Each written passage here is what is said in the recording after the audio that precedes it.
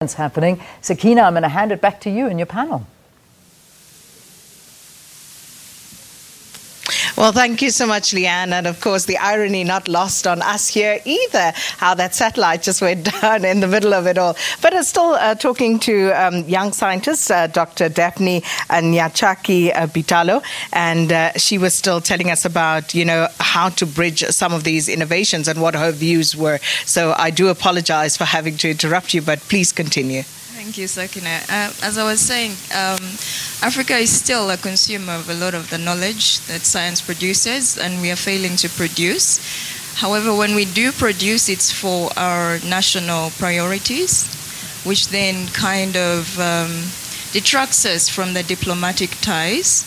And as you've said, with a big percentage of our population being under 30, scientists included within that population, many of these are losing hope in their ability to have impact in as far as science is concerned and innovation is concerned.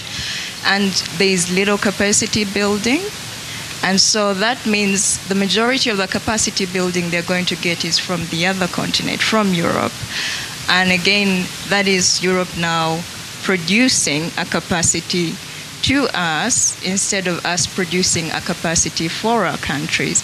So in some cases, when we do talk diplomacy for innovation, we also have to take into consideration some of finding a balance or striking a balance in what we are gaining out of the diplomatic ties as far as science is concerned.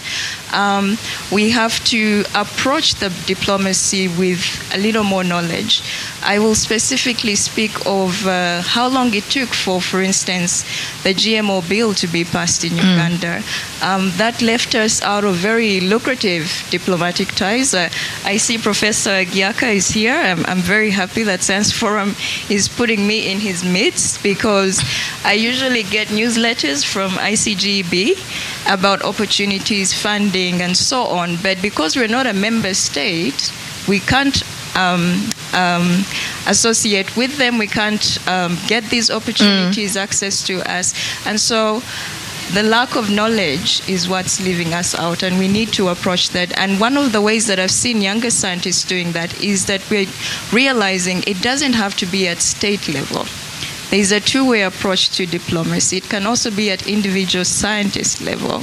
And I'm glad, because this is the sort of platform that this particular event then also provides for us. Okay, let's move over to the ambassadors. And they, of course, Switzerland, Germany, and Italy, making this broadcast possible for us as well. But let's start with the ambassador of Switzerland to South Africa, and that's Ambassador Helen Badliger-Atieda. So your involvement here, your cooperation.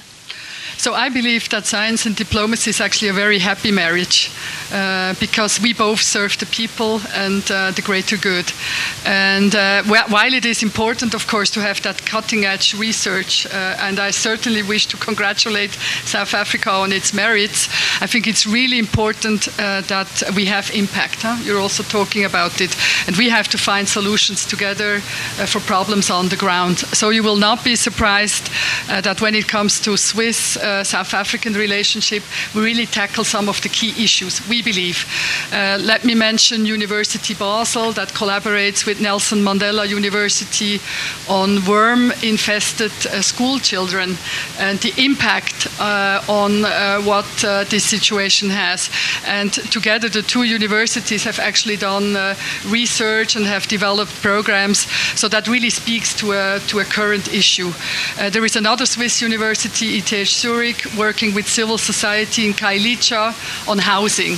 So how to, replace shacks, how to properly block. I mean, we've just had in Alex another horrible shack fire, so you need to address that.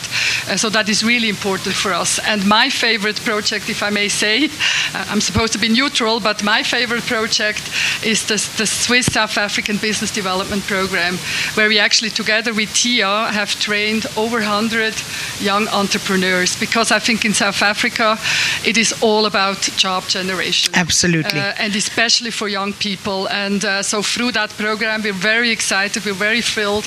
I've seen some amazing young people with great ideas, and we're really rooting for them, and we're hoping to be part of their journey and giving them some tools so that they can start a business, employ people, look for their families, the extended families, the communities around them. So this is where our passion lies. So impact, concrete results on the ground, implementation, and all based, of course, of cutting edge research and innovation and technology, innovation and collaboration and getting people together. So absolutely. if you ask me science diplomacy, this is what I would believe is what we should be doing. And it really sounds great, and one can see it in action here. And German Ambassador Martin Schäfer, again, Germany and your involvement here. I was reading the ministry is investing approximately $147 million in two initiatives. I don't know if you want to speak to that directly or more to the diplomacy aspect of it. Maybe I add a couple of ideas to what my colleague Helene just said. For me, science diplomacy is part of diplomacy, and diplomacy is part of politics. It is a very political project. Just to give one example of what we have done in the past as Germans in South Africa.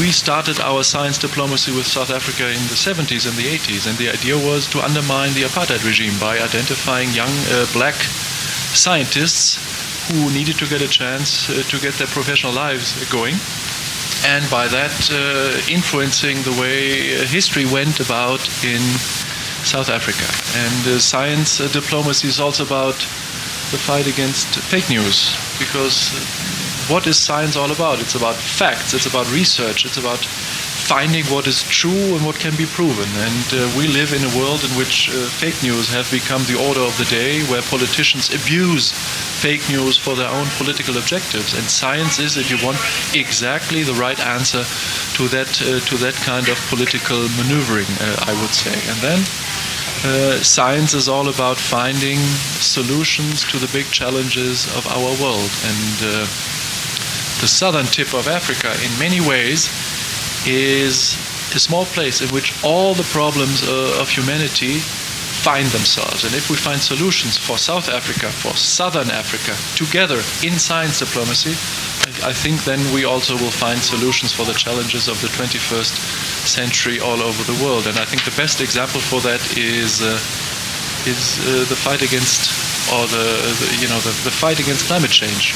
Climate change is not fake news. Climate change is a fact that can be lived and seen every single day in South Africa. Look at the water crisis in Cape Town. Look at the way in the Northern Cape or in the western coast of Southern Africa, things have changed. And science diplomacy is about finding common solutions to climate change. And we have been here, German scientists, European scientists, with their Southern African counterparts in order to find concrete and tangible scientific solutions to the lives of the daily lives of the people, to mitigate and live with the effects of climate change.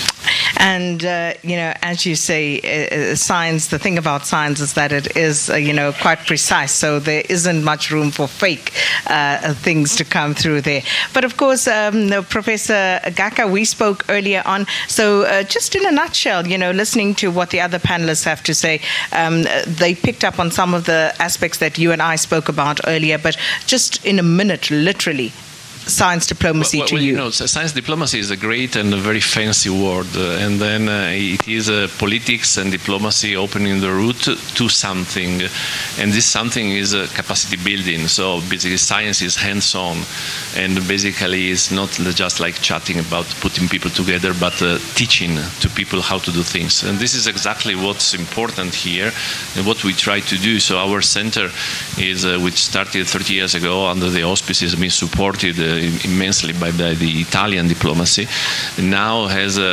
since 2007 a big center here in Cape Town, supported by the Department of Science and Technology. So we are very thankful to to the ministry for that, and the idea is just to have a hub for training and teaching people in the field of biotechnology, genetic engineering, and genetics, in order for these people in Africa to bring home to their countries in Africa the capacity they have learned. And now we are on the verge of starting a new phase that hopefully will bring also to expansion of these activities here. And South Africa is a perfect hub for being a leader in biotechnology for the whole sub-Saharan Africa. Well, thank you so much. And of course, this is the panel. These are some of the discussions. And just to run you through some of the statistics, so you have over 300 people registered to participate in the Science Festival, 73 exhibitions. We spoke to one of them earlier on, and 350 speakers, 49 sessions, 43 science talks. So a lot to get through here at Science Forum South Africa 2018. But with that, it's goodbye from us here at the CSIR, and it's back to the studio in Johannesburg and Leanne. All right, thank you very, very much, everyone. Thanks to you.